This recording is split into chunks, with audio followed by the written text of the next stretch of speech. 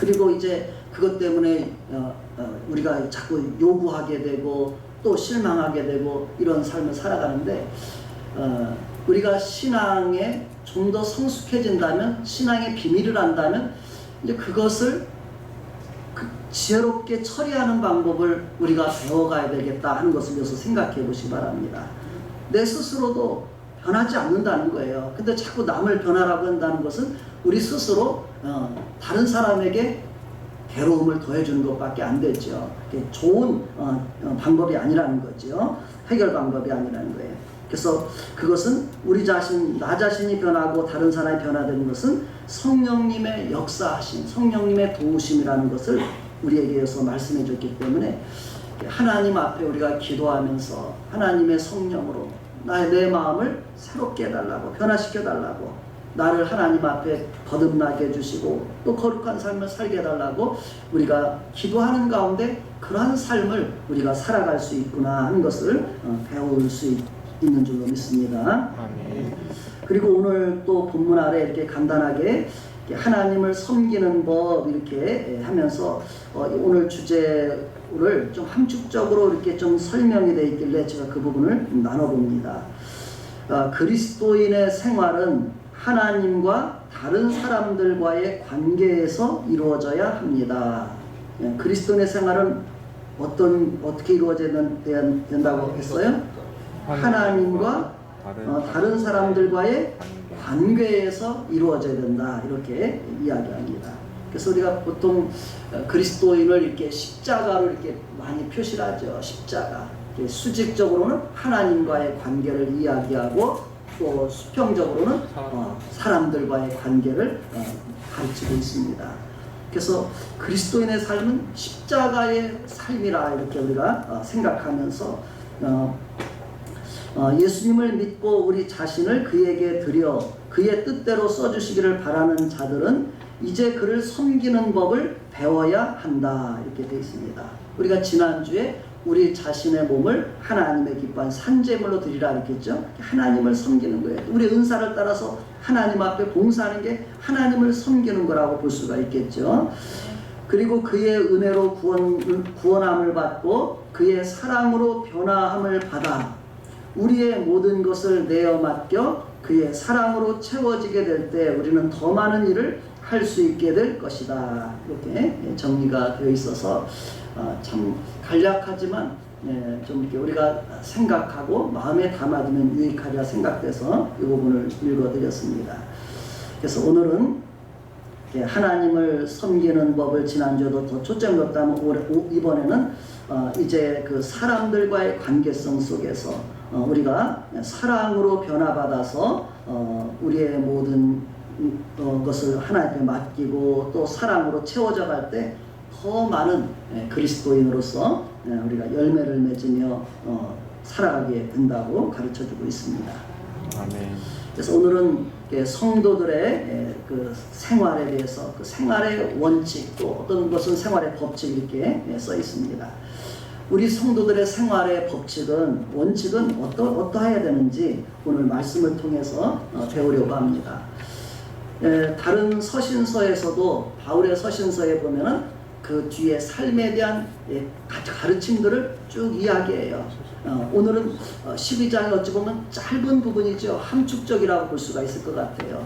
그러나 그 부분에 삶의 큰 중요한 원칙을 우리에게 이야기하고 있다 생각하면서 우리 함께 주목하기를 바랍니다. 첫 번째 9절 10절 말씀을 먼저 한번 읽어보겠습니다. 9절과 10절을 같이 읽겠습니다. 시작.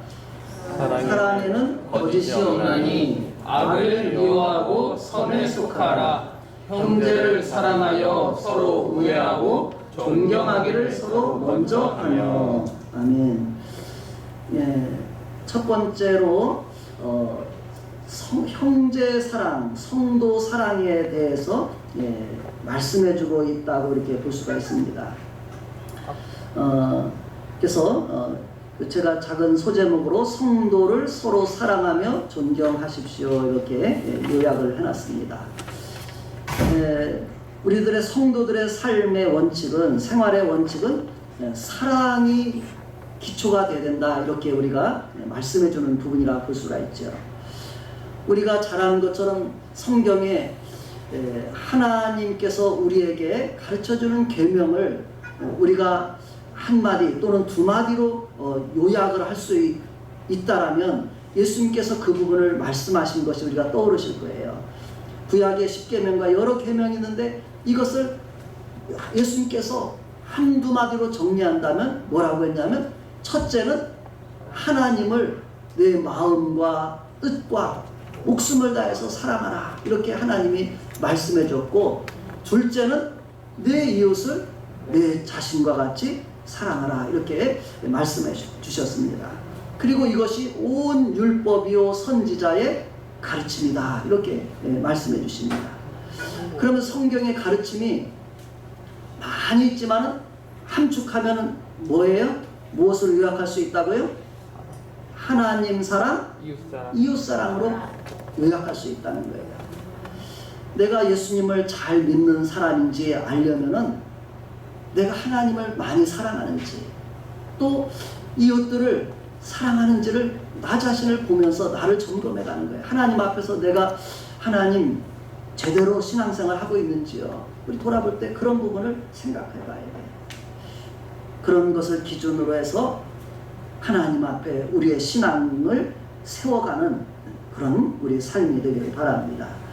그래서 오늘 본문에서도 사랑에는 거짓이 없나니 악을 미워하고 선에 속하라, 이렇게 말씀하고, 또 이어서 형제를 사랑하여 서로 우애하고 존경하기를 서로 먼저 하며, 이렇게 되어 있습니다. 우리가 남을 사랑할 때 남들이 사랑해주면 우리도 그를 사랑하는 것은 당연한 이치죠. 그렇죠?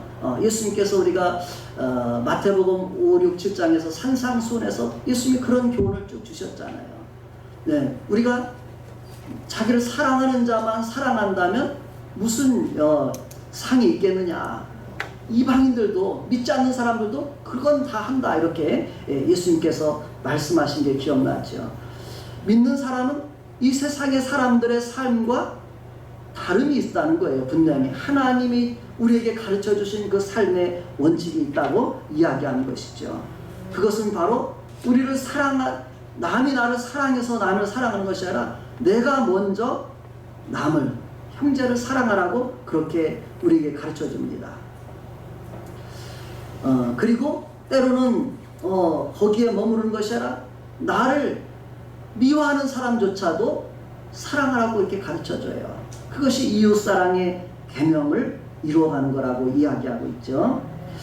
자, 그럼 우리가 사랑에는 거짓이 없다, 악을 미워하고 선에 속하라, 이 말씀을 생각해 보면서 사랑이라는 것이 도대체 어떤 것인가, 우리가 사랑을 나름대로의 사랑의 개념이 있죠. 정의가 있어요. 그러나 성경에서 사랑은 어떤 것이라고 우리에게 잘 이야기해 주는 것이 고린도전서 13장 4절로 8절에 나와 있습니다. 사랑이 무엇인지를 우리가 이 부분에서 하나님께서 말씀하시는 사랑을 우리가 생각하면서 우리 마음에 같이 읽어보도록 하겠습니다. 고린도전서 13장 4절부터 8절까지. 자, 앞에 띄워주셨죠? 자, 한번 같이 우리가 사랑을 배우는 사람이 되어야 되는데, 사랑의 계명을 우리가 받은 사람들인데 그 계명을 잘 지키기 위해서는 사랑을 우리가 잘 알아야 되잖아요. 같이 한번 읽어보도록 하겠습니다. 4절로 8절 시작.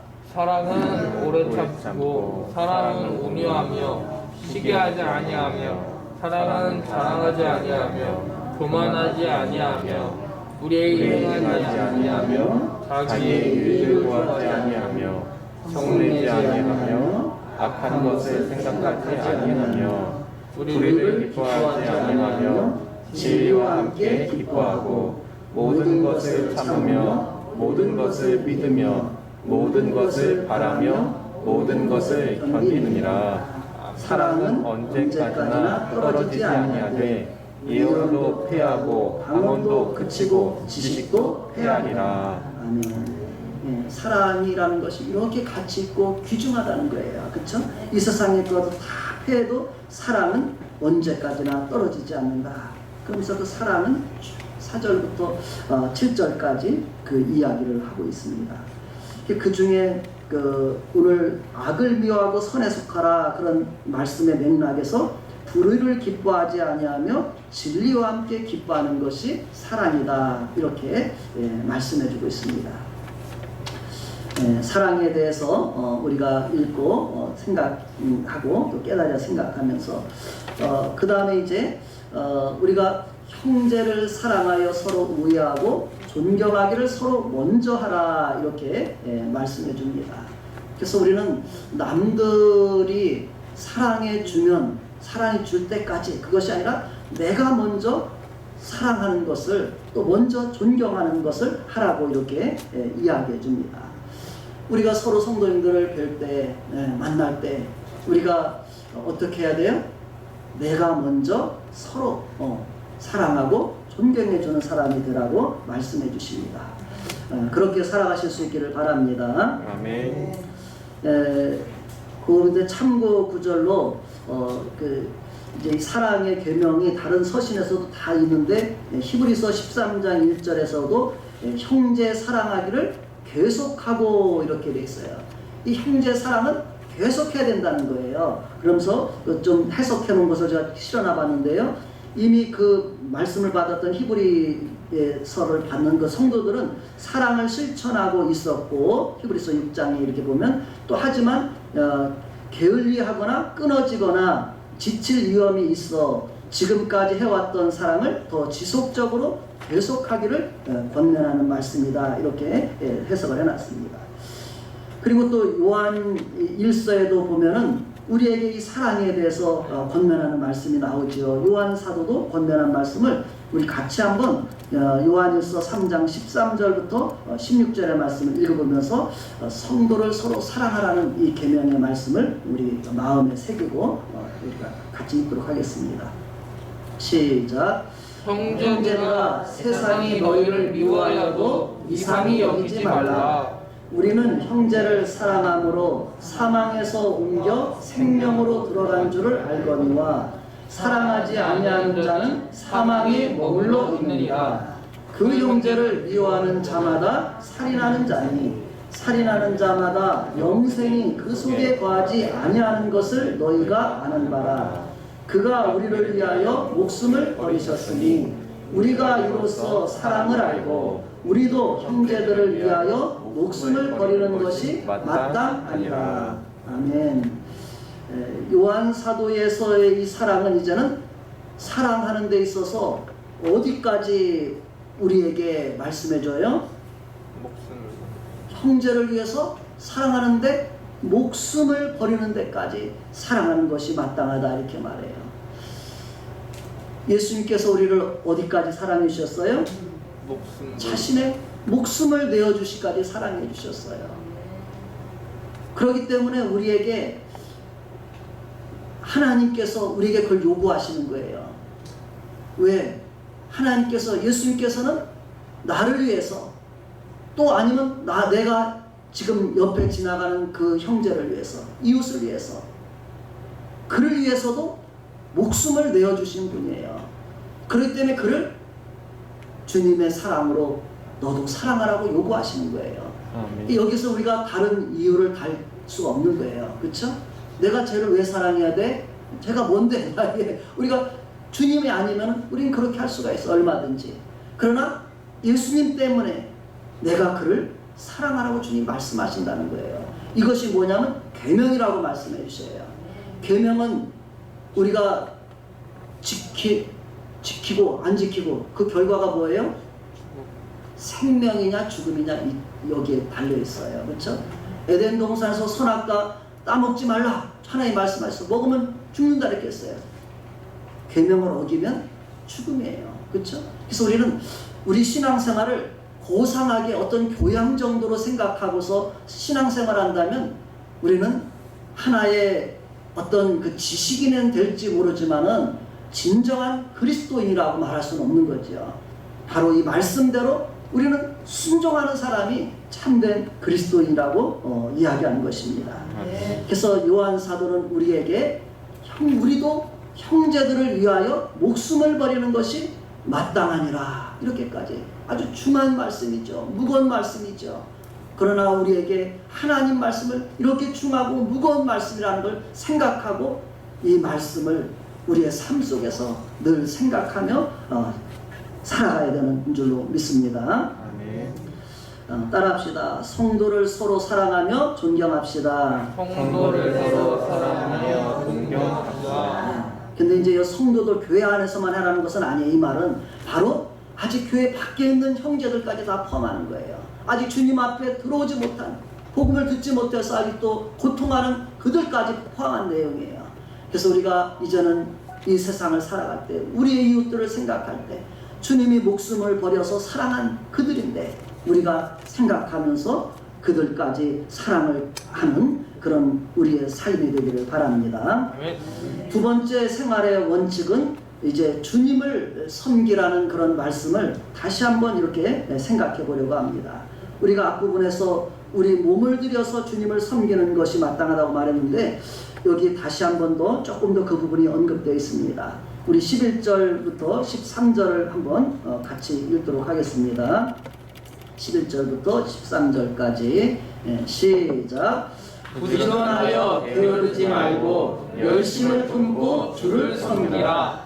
소망 중에 즐거워하며 환난 중에 참으며 기도에 항상 힘쓰며 성도들의 쓸 것을 공급하며 손대접하기를 힘쓰라. 아멘. 그래서 여기 주님을 섬김에 있어서 이렇게 이야기하죠. 부지런하여 게으르지 말고 이렇게 말해요. 우리가 주님을 섬기는 데 있어서 우리의 성품이 부지런해야 된다는 거예요. 그렇죠? 특히 우리가 예수 믿는 사람은 어때요?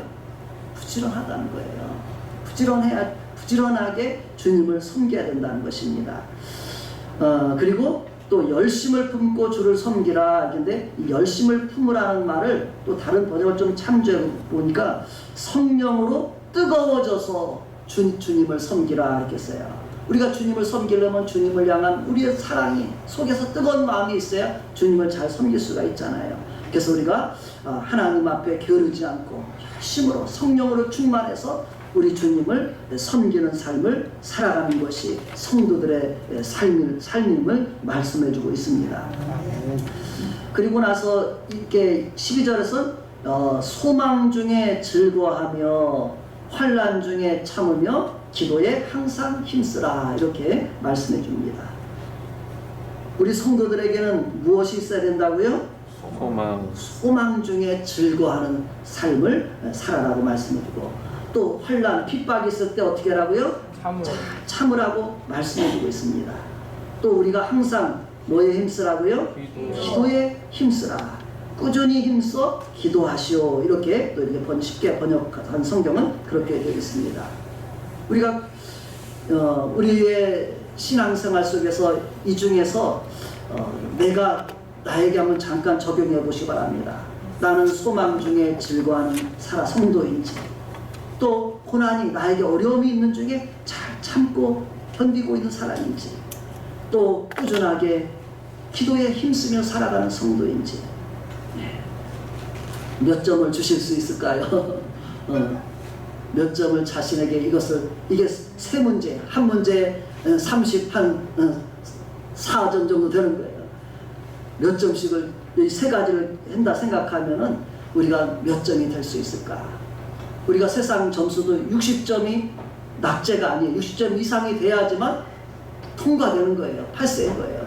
그 이하는 낙제, 다시 들어야 되는 거예요. 재수해야 되는 거예요. 그래서 우리의 신앙생활이 지금 재수하고 삼수하고 사수하고 이렇게 있는지, 아니면 계속해서 한 걸음 한 걸음 더 올라가고 있는지, 진급하고 있는지 돌아보시기 바랍니다. 발전하고 계시리라 믿습니다. 그래서 소망 중에 즐거워하고 환난 중에 참고 기도에 힘쓰며 살아가는 그런 우리의 신앙의 삶이 되기를 바랍니다.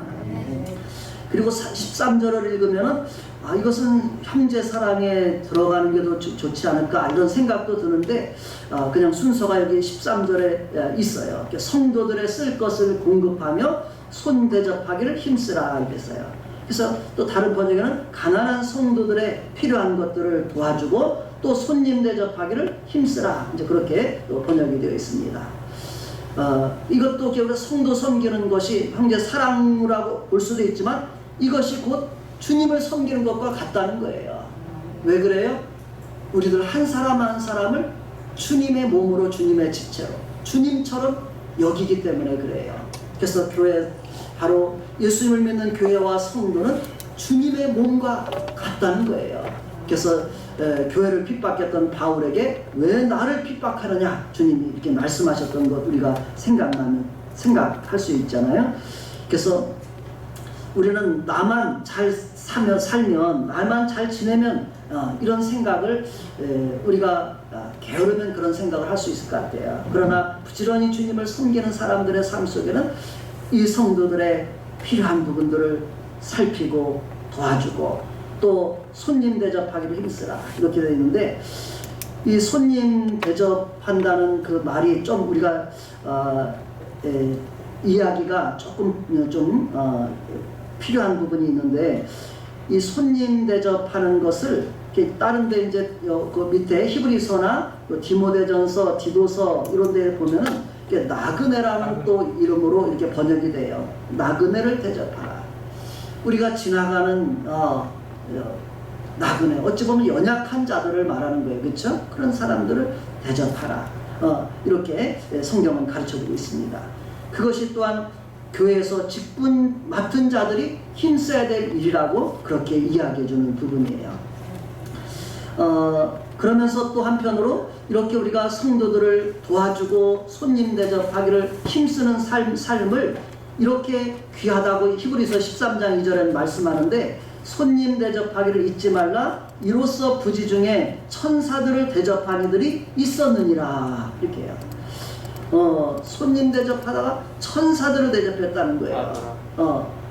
우리가 이것은 창세기 18장 맨 아랫부분에 써놨는데요. 1절로 21절에 믿음의 조상 아브라함의 신앙의 여정 속에서 아브라함이 그 마므레 상수리 숲을 근처에서 이렇게 머물 때인데 자기 집 앞에 3명의 손님들이 오는 것을 본 거예요.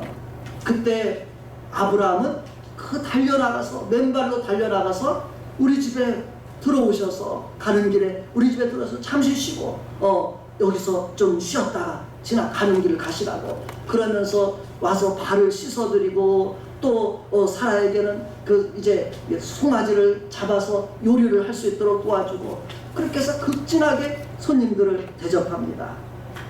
그런데 나중에 알고 봤더니 그 사람들이 바로 하나님이 보낸 천사들이었어요. 또 그 가운데 하나님이 함께 계셨어요.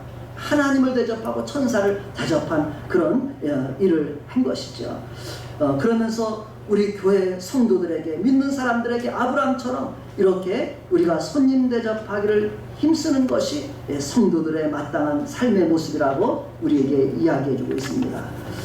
또 우리가 마태복음 25장에 보면 예수님께서 마지막 때에 이제 모든 민족을 하나님께서 양과 염소로 나눈다 했어요. 구분해서 오른편의 양들을 왼편의 염소들을 이렇게 주님께서 나누신다 했어요. 그러면서 그 오른편에 있는 양들은 창세로부터 아버지께서 예비하신 나라를 상속하라, 그러면 축복하는 내용이 나와요. 그랬을 때 그 사람들이 이야기하기를 우리가 이런 복을 받을 만한 일을 행한 적이 없는데 어떻게 이런 복을 받았다고 말씀하시는지 그 내용이 나오는데, 거기에 이렇게 이야기합니다. 우리 마태복음 25장 31절부터 36절 한번 같이 한번 읽어봅시다. 우리가 이렇게 형제를, 성도를 서로 사랑하고 또 돌봐주고 나그네를 대접하고 이런 삶의 모습이 주님 앞에 얼마나 복된 삶인지를 이야기해 주는 거예요. 복받은 삶이라는 거예요, 그것이. 자, 읽어볼까요? 31절부터 36절까지 시작. 인자가 자기 영광으로 모든 천사와 함께 올 때 자기 영광의 보좌에 앉으리니 모든 민족을 그 앞에 모으고 각각 구분하기를 목자가 양과 염소를 구분하는 것 같이 하여 양은 그 오른편에 염소는 왼편에 두리라. 그때 임금이 그 오른편에 있는 자들에게 이르되 내 아버지께 복받을 자들이여 나와 창세로부터 너희를 위하여 예비된 나라를 상속받으라. 내가 줄일 때 너희가 먹을 것을 주었고 목마를 때 마시게 하였고 나그네 되었을 때 영접하였고 헐벗었을 때 옷을 입혔고 병들었을 때 돌을 보았고 옥에 갇혔을 때 와서 보았느니라. 아멘. 그러니까 이 오른편에 있던 사람들은 깜짝 놀라는 거예요. 주님, 내가 언제 주님이 목마를 때 내가 마시게 하고 배고플 때 음식을 대접했습니다. 내가 언제 주님 앞에 의복 한번 드린 적 있습니까? 그런데 예수님께서 뭐라고 하냐면 여기에 있는 지극히 작은 자 하나에게 한 것이 곧 나에게 한 것이다. 그렇게 말씀해 주셔요. 우리가 이 세상 교회 안에 있는 성도들, 교회 밖에 있는 사람들, 그들에게 내가 주님을 믿는 그 사랑으로 행한 작은 모든 일들이 주님을 위해서 행한 것이라고 주님을 말씀해 주시고 또 주님이 반드시 복을 주신다는 사실을 우리가 알고 이 말씀 속에서 성도들의 쓸 것을 공급하고 손님 대접하기를 힘쓰라 하신 그 말씀을 우리 삶 가운데 실천하며 사시기를 바랍니다. 그래서 우리가 크게 두 가지를 여기 이제 배우게 됐습니다. 성도들을 사랑하는 것, 형제를 사랑하는 것, 또 주님을 부지런히 섬기는 것, 두 가지를 우리가 같이 배웠습니다. 이제 그 나머지 부분들을 같이 보도록 합니다. 나머지 성도들은 어떤 삶을 우리가 살아가는 그런 것이 우리의 원칙이 되어야 되는지, 자 14절 먼저 한 절 읽도록 하겠습니다. 14절 시작. 너희를 박해하는 자를 축복하라. 축복하고 저주하지 말라. 아멘. 예, 이제 이 나머지 부분을 쭉 보면서 세 가지로 정리가 되었는데요. 이것은 예수님을 닮아가는 그런 삶을 우리에게 살으라는 말씀이구나, 이렇게 정리가 될 수가 있습니다. 그래서 예수님의 성품을 닮아가라, 이렇게 이야기할 수가 있습니다. 성도들은 누구를 닮아가야 된다고요? 예수님을 닮아가야 돼요. 그래서 첫 번째로는 박해하는 자를 축복하라. 예수님은 예수님을 박해하는 사람들 향해서 어떻게 대하셨을까요? 그러면 우리가 잠깐 생각해 볼 수 있죠. 예수님을 향해서 막 욕하고 막 십자가에서 막 내려오라고, 네가 하나님의 아들 그리스도냐, 너를 구원해보라, 막 조롱하고 욕하고, 그를 향해서 돌을 던지고 침을 뱉고, 이런 군인들을 향해서, 그 무리들을 향해서 예수님은 그때 어떻게 대하셨죠? 예수님이 십자가에서 기도하신 것 한번 생각해 보세요. 뭐라고 기도하셨죠? 아버지여, 저들을 용서해 주시옵소서. 자기들이 하는 것을 알지 못함이니이다. 예수님께서는 그들을 오히려 불쌍히 여기고 주님 앞, 하나님 앞에 저들을 용서해 달라고까지 그렇게 하셨던 것을 볼 수가 있죠. 우리가 또 초대교회, 바로 이제 제자들과 또 제자들 통해서 복음을 받았던 초대교회 그 스테반이라고 하는 집사님의 그 이야기가 나옵니다. 사도행전 7장에 보면 스테반이 자기를 박해하는 자들을 위해서 행했던 그 아름다운 일이 기록이 되어 있는데요. 사도행전 7장 59절 60절을 제가 읽어보겠습니다. 그들이 돌로 스테반을 치니 스테반이 부르짖어 이르되 주 예수여 내 영혼을 받으시옵소서 하고 무릎을 꿇고 크게 불러 이르되 주여 이 죄를 그들에게 돌리지 마옵소서. 이 말을 하고 잠이라. 스테반의 순교 장면을 우리에게 그렇게 소개해주고 있습니다. 스테반이라는 그 집사님조차도 사람들에게 예수님을 복음을 전했어요. 그런데 그 사람들이 예수님을 전하는 것을 싫어해서 길을 막고 달려들어서 스테반을 돌로 쳐 죽이려고 합니다. 그랬을 때 스테반은 돌을 맞으면서 주님 내 영혼 받으시옵소서. 그리고 무릎을 꿇고 주님 이 죄를 이들에게 돌리지 마시옵소서. 그들을 용서하며 축복하는 그런 말을 한 것을 보게 됩니다. 우리는 나에게 힘들게 하고 나를 박해하고 이런 사람들을 향해서 어떻게 대해야 될지 이 말씀을 생각해 보면서 그 말씀을 다시 한번 같이 읽습니다. 14절 시작. 너희를 박해하는 자를 축복하라. 축복하고 저주하지 말라. 아멘. 예, 우리가 복음을 전하든지 아니면 선을 행하든지 그랬을 때 예수 믿는다고 또 교회 다닌다고 때때로 비난하는 사람들, 저주하는 사람도 있어요. 그러나 그때 우리는 그를 향해서 저주의 말이 나오기 쉽죠. 그러나 그때 저주하지 말라. 축복하라고 말씀하신 말씀을 기억하면서 하나님 저 영혼 불쌍히 여겨주시고 축복해 주세요. 하나님 예수님 믿게 해주세요. 이렇게 우리가 축복의 말을 우리도 할 수 있기를 바랍니다. 두 번째로 우리가 예수님의 성품을 닮아가는 그런 관계성 속에서 15절로 18절의 말씀까지를 또 읽어봅시다. 그 내용을 같이 한번 읽어봅니다. 시작. 즐거워하는 자들과 함께 즐거워하고 우는 자들과 함께 울라. 서로 마음을 같이하며 높은 데 마음을 두지 말고 도리어 낮은 데 처하며 스스로 지혜 있는 채 하지 말라. 아무에게도 악을 악으로 갚지 말고 모든 사람 앞에서 선한 일을 도모하라. 할 수 있거든 너희로서는 모든 사람과 더불어 화목하라. 아멘. 예. 두 번째로 우리에게 여기서는 우리가 뭐 한 가지로 요약하기는 어렵겠지만 즐거워하는 사람들과 함께 즐거워하고 우는 자들과 함께 울라 이렇게 말해요. 그 사람들을 사랑하는 거죠. 이것도 그렇죠? 이게 참된 사랑이죠. 그렇죠? 그리고 또 서로 마음을 같이하며 높은 내 마음을 두지 말고 도리어 낮은 데 처하며 스스로 지혜 있는 채 하지 말라. 우리의 마음을 자꾸 낮춰보시기 바랍니다. 근데 세상에서는 어떻게 가르치냐면 세상은 자기를 높이라고 가르쳐줘요. 야, 네가 너를 높이지 않으면 누가 너를 높이겠냐? 그래서 자기를 자꾸 높이라고 세상들고 이렇게 그렇게 가르쳐줘요. 자기의 잘난 것을 막 드러내고 이렇게 하라고 이야기합니다. 그건 세상이고 우리 하나님은 어떻게 하라고요? 겸손. 도리어 낮은 데 처하고 지혜 있는 채 하지 말라.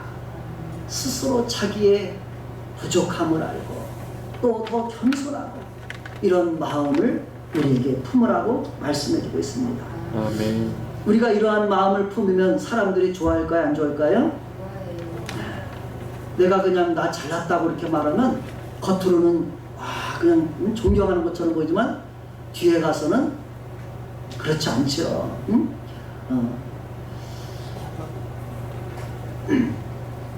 그 사람들에게 은혜가 되지 않죠. 우리가 간증을 하더라도 내가 막 잘한 것들, 막 좋은 것들, 이런 것을 간증하면 그 간증은 사람들에게 사실 성도들에게 큰 은혜가 안 된다래요. 예수 믿고 나 막 이렇게 잘 됐고 이렇게 복 받았고 그런 간증을 하면 신나서 하는지 모르지만 성도들에게 크게 유익이 안 된다고 말해요.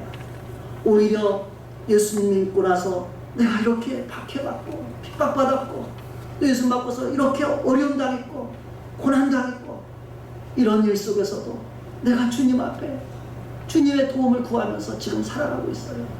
주님께서 반드시 도와줄 거예요. 자기의 약함을 고난을 이렇게 자랑하는 간증은 모든 사람들에게 은혜가 되고 힘이 되고 위로가 되는 거예요. 그래서 어찌 보면 참된 바로 이렇게 자신의 사랑을 가지고서 그 듣는 성도들에게 하나님 앞에서 유익이 되고 바로 은혜가 되고 이런 부분을 나타내는 것이 아닐까. 그래서 바울 사도도 우리가 아는 것처럼 고린도 교회를 향해서 그렇게 얘기했잖아요. 너희들 자랑한 거 나도 자랑할 거 있어. 그렇지만 내가 도리어 나의 약한 것을 너희에게 자랑하리라. 그래서 나는 주님 때문에 매도 수없이 맞았고 굶기도 수없이 했고 이런 이야기를 쭉 하는 것을 보잖아요. 또 육신에 나도 약함이 있어 육체 가시가 있어서 늘 고통스럽고 주님 앞에 구했지만 주님께서 내 은혜가 좋겠다고 했어. 그러면서 연약함 속에서도 주님을 향해서 충성했던 그 모습만을 고백하는 그런 모습을 보게 됩니다. 우리에게 이 말씀대로 뭐라고 말씀했어요? 높은 데 마음을 두지 말고 도리어 낮은 데 처하며 스스로 지혜 있는 체 하지 말라. 이 말씀을 마음에 담고 내가 그리스도인으로서 그렇게 살아가실 수 있길 바랍니다. 그러할 때 많은 사람들이 나에게 쳐다보지 않던 사람도 다시 한번 나를 바라보고 저 사람이 왜 저렇게 살지? 저 사람이 도대체 누굴까? 응? 이렇게 생각하면서 내 안에 있는 주님을 그때 드러내는 거예요. 그랬을 때 내 안에 있는 주님이 그 사람들에게 드러나는 거예요. 교회 다니구나, 집사님이시구나, 예수님 믿는 분이구나. 이렇게 했을 때 우리가 하나님 앞에 영광을 돌리게 되는 줄로 믿습니다. 그동안 우리가 조금 높아지려고 하느라고 이렇게 하지 못했다면 이제부터라도 우리가 낮은 데 처해보시 바랍니다. 그러면 하나님의 은혜가 더 넘쳐요. 낮은 데 처하면 하나님의 은혜 우리에게 더 넘치게 하나님이 채워주십니다. 17절에서 아무에게도 악을 악으로 갚지 말고 모든 사람 앞에서 선한 일을 도모하라. 다른 사람은 나에게 악을 행한다 할지라도 어떻게 하라고요? 악으로 갚지 말고 어떻게 하라고요? 선한 일을 도모하라. 저 사람은 나를 아프게 하고 힘들게 해서도 내가 어떻게 저 사람에게 선한 일을 할 수 있을까? 그것을 생각하고 하라고 합니다. 그러면서 18절 다 같이 읽습니다. 18절 시작. 할 수 있거든 너희로서는 모든 사람과 더불어 화목하라. 아멘. 이 세상은 세상 역사가들 이야기는 이 세상에서는 단 하루도 전쟁이 없는 날이 없었다. 지구상에 그런 이야기를 하더라고요. 세상의 역사를 기록한 역사가들 중에 보면 이 세상에 하루도 전쟁이 없는 날이 없다는 거예요. 계속 세상은 싸우고 다투고 빼앗고 이것이 이 세상의 모습입니다. 그런데 예수 믿는 우리는 어떻게 살아야 된다고요? 사람들에게 화목하게 하는 삶을 살아가라. 그래서 그 평화라는 그런 말이 있죠. 그래서 영어로 우리에게 피스메이커, 피스, 평화가 피스인데 피스를 만드는 사람들, 평화를 만드는 사람들, 피스메이커라고 이렇게 이야기를 합니다. 그리스도인이 가는 곳곳마다 다툼이 있는 곳에 우리가 성프란치스코의 주여 나를 평화의 도구로 써주소서라는 그 기도 제목 우리가 좀 액자에 많이 봤을 것 같아. 예수님 안 믿어도 액자에 옛날엔 참 많이 써 있었던 것 같아. 평화의 기도, 주여 나를 평화의 도구로 써주소서. 미움이 있는 곳에 사랑을, 분열이 있는 곳에 일치를, 이런 쭉 하면서 그 성프란치스코라는 수도사가 하나님 앞에 올린 기도지요. 그 말씀과 같이 우리는 할 수 있거든. 모든 사람과 더불어 화목하라, 평화라. 예수 믿으면서 가는 곳곳마다 큰 소리 내고 싸우는 사람 되지 마시고 이제 가는 곳마다 다툼 있는 곳에 가서 화해를 이루어주고 또 사랑을 이루어주고 이런 그런 사람들로 살아가는 우리들 되시기를 예수님의 이름으로 축복합니다. 세 번째로 예수님을 닮아가는 성품 속에서 우리에게 또 교훈해 주는 내용 19절 20절 한번 읽어봅니다. 19절 20절 시작. 내 사랑하는 자들아 너희가 친히 원수를 갚지 말고 하나님의 진노하심에 맡기라. 기록되었으되 원수 갚는 것이 내게 있으니 내가 갚으리라고 주께서 말씀하십니다. 내 원수가 줄이거든 먹이고 목마르거든 마시게 하라. 그리함으로 내가 숯불을 그 머리 위에 쌓아 놓으리라. 아멘. 그래서 세 번째로는 우리가 그리스도인으로 살아갈 때 예수님 믿는 사람들이 얼마나 좋은 사람들이에요. 사실 그렇잖아요. 예수 믿는 사람들이 여기서 말한 것처럼 화목하게 하고 사랑하고 이렇게 선한 일을 하는 사람들이 그리스도인이에요. 교회예요. 그러나 이 세상은 어떻게 해요? 그런 그리스도인 교회를 향해서 좋은 눈으로 바라보는 게 아니에요. 그렇게 하는데도 교회를 향해서 욕하고 핍박하는 게 세상이에요. 예수님께서 말씀하셨잖아요. 사람들이 너희가 나의 택함을 받은 거로 너희가 세상에 속하지 아니한 거로 세상이 너희를 이유 없이 미워하리라. 그렇게 했어요. 예수님 제자들이 뭘 잘못해서 그렇게 죽을 죄를 져서 이렇게 다 죽었을까요? 아니에요. 세상이 악하기 때문에 악한 자 안에 처했기 때문에 주님을 믿는 사람들을 박해하는 거예요.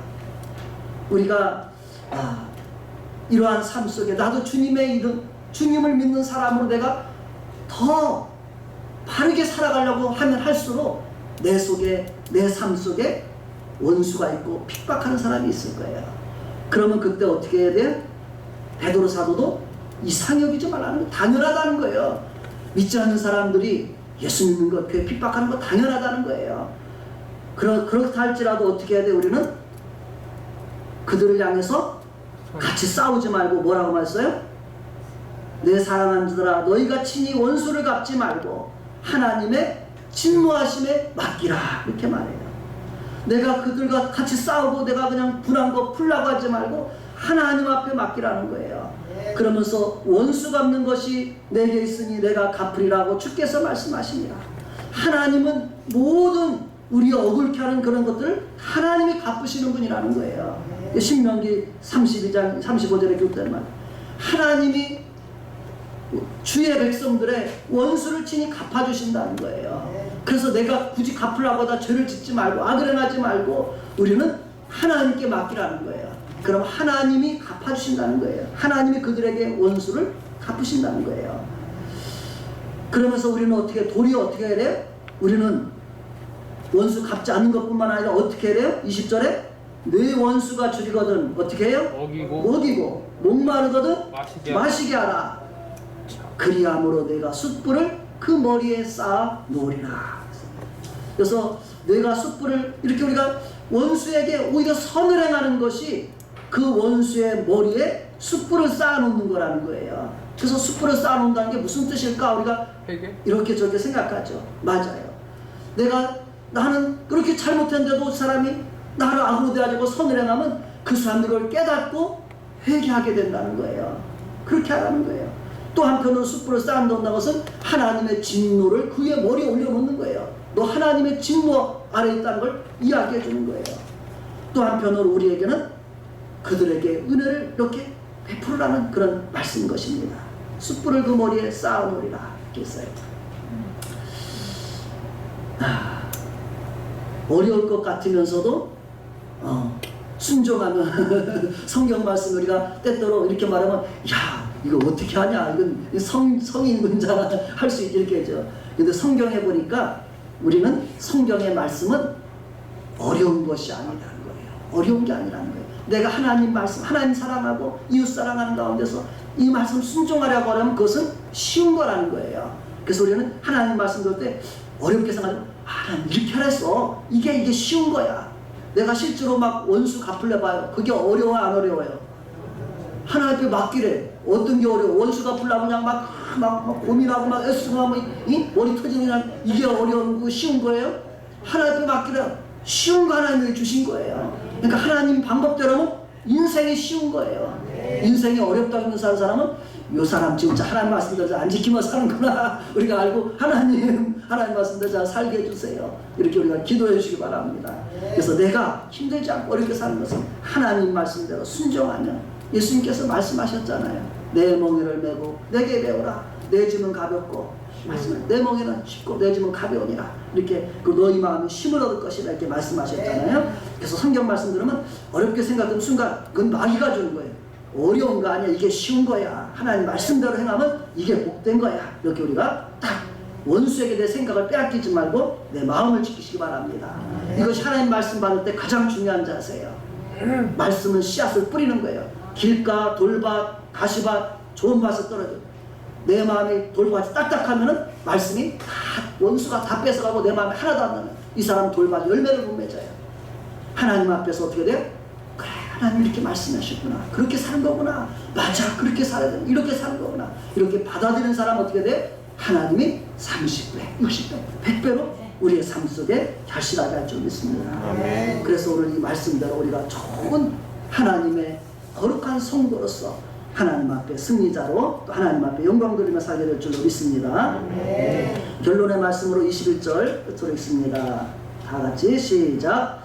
악에게 지지 말고 선으로 악을 이기라. 아멘. 예, 악에게 어떻게 하라고요? 지지 말라는 거예요. 악한 것에 내가 지지 마라. 내 방법대로면 지는 거예요. 하나님 방법대로 해야 이기는 거예요. 그렇죠? 하나님 말씀대로 순종하라. 선으로 악을 이기라. 이렇게 하나님은 우리를 이기게 하시기 위해서 승리하도록 우리를 부르신 줄로 믿습니다. 죄에서 이기고 마귀를 이기고 질병을 이기고 세상을 이기고 영원한 하나님의 나라의 승리자들로 우리를 부르신 줄로 믿습니다. 우리가 그렇게 승리하며 나가는 우리의 삶 되시기를 바랍니다.